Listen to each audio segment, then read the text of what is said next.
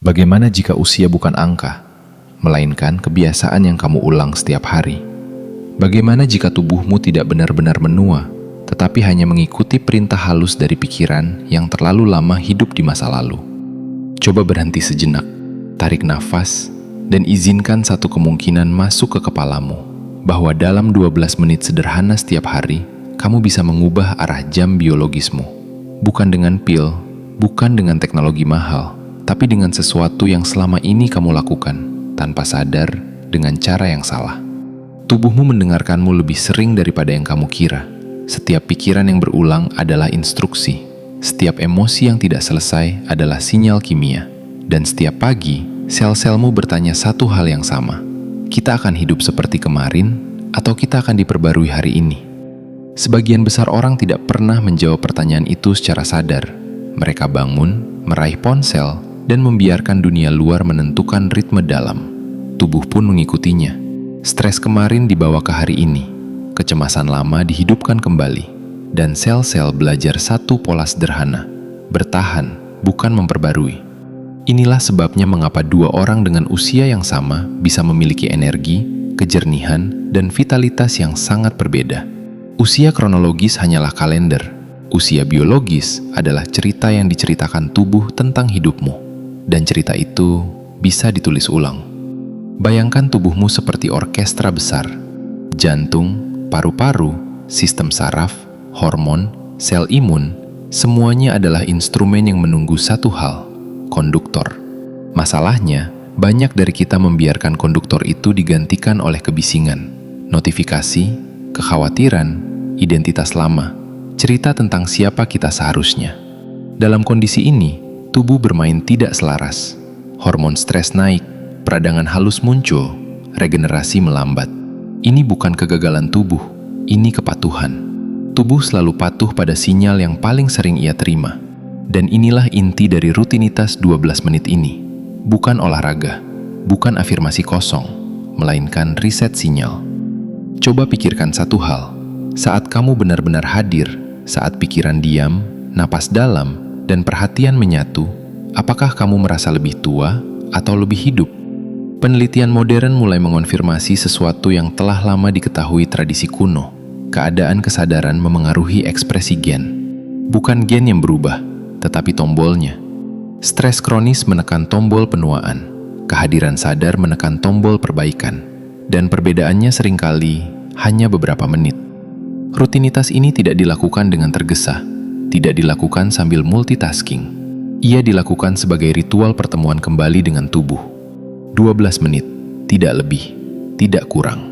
Karena tubuh menyukai kejelasan. Mari kita mulai perlahan. Menit pertama bukan tentang melakukan apapun. Ia tentang berhenti, duduk, atau berdiri dengan punggung tegak. Letakkan ponsel jauh dari jangkauan.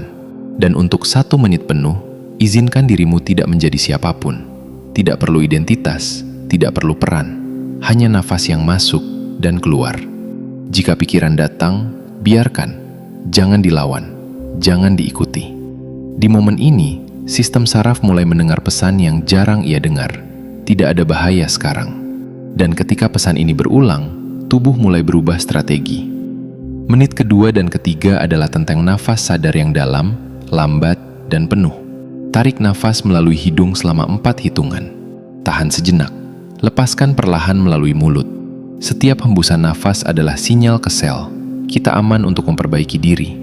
Disinilah hormon stres mulai turun. Disinilah peradangan halus mulai mereda. Bukan karena kamu memaksa tubuh, tetapi karena kamu berhenti mengancamnya dengan pikiran. Banyak orang gagal di bagian ini karena merasa tidak melakukan apa-apa. Padahal, inilah bagian paling aktif dari seluruh proses.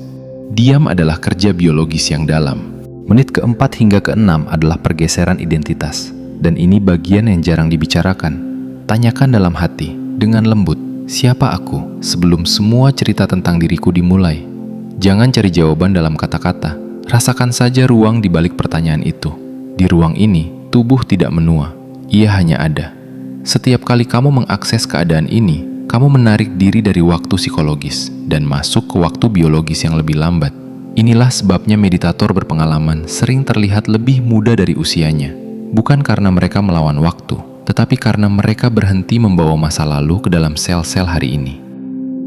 Menit ke-7 hingga ke-9 adalah aktivasi lembut, bukan gerakan keras, melainkan gerakan sadar.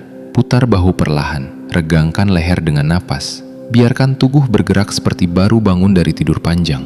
Saat kamu bergerak dengan kesadaran penuh, sistem saraf dan otot berbicara kembali dalam bahasa yang sama. Banyak penuaan terjadi bukan karena usia, tetapi karena putusnya komunikasi internal. Gerakan sadar menyambung kembali jalur-jalur itu. Menit ke-10 dan ke-11 adalah visualisasi biologis, dan jangan remehkan bagian ini. Bayangkan sel-selmu bercahaya lembut, bukan cahaya mistis, tetapi cahaya perhatian. Bayangkan tubuhmu bekerja bukan untuk bertahan, tetapi untuk berkembang. Tubuh tidak membedakan imajinasi yang konsisten dengan realitas yang berulang. Ia merespons keduanya sebagai instruksi.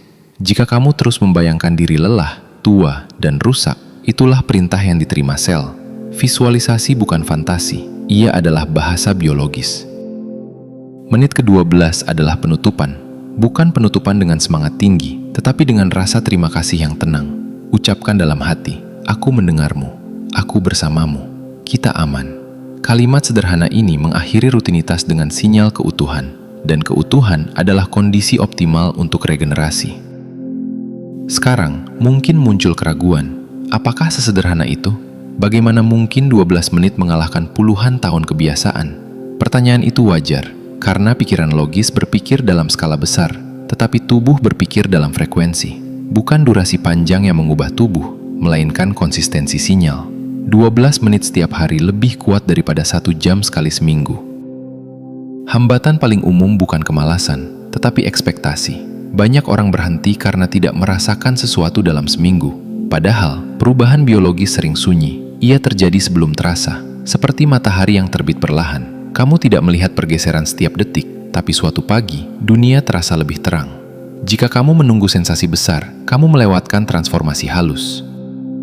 Setelah beberapa minggu, perubahan mulai muncul bukan di cermin, tetapi dalam responsmu terhadap hidup. Kamu tidak mudah terpancing, pemulihan emosional lebih cepat, tidur lebih dalam. Inilah tanda-tanda usia biologis yang menurun. Bukan wajah yang lebih muda, tetapi sistem yang lebih lentur. Tubuh yang lentur menua lebih lambat. Di titik tertentu, kamu menyadari sesuatu yang mengubah segalanya. Rutinitas ini bukan tentang memperbaiki tubuh, tetapi tentang berhenti mengganggunya. Tubuh tahu cara memperbarui diri. Ia selalu tahu. Yang ia butuhkan hanyalah satu hal, ruang tanpa ancaman. Dan ruang itu, kamu ciptakan sendiri, setiap hari, selama 12 menit. Di akhir perjalanan ini, kamu tidak bangun menjadi orang lain. Kamu bangun menjadi versi dirimu yang tidak lagi melawan waktu. Usia tetap berjalan, tahun tetap berganti. Tetapi tubuhmu tidak lagi hidup di bawah tekanan cerita lama. Ia hidup di saat ini. Dan di saat ini, kehidupan selalu lebih mudah. Karena penuaan bukanlah musuh, keterputusanlah yang membuatnya menyakitkan. Dan setiap kali kamu hadir sepenuhnya di tubuhmu, kamu menjahit kembali hubungan itu. Perlahan, lembut, nyata. Dan mungkin, suatu hari nanti, kamu akan tersenyum melihat angka usia di kartu identitasmu. Karena tubuhmu tahu satu rahasia yang tidak tertulis di sana. Bahwa waktu tidak pernah benar-benar berkuasa. Ia hanya mengikuti kesadaran.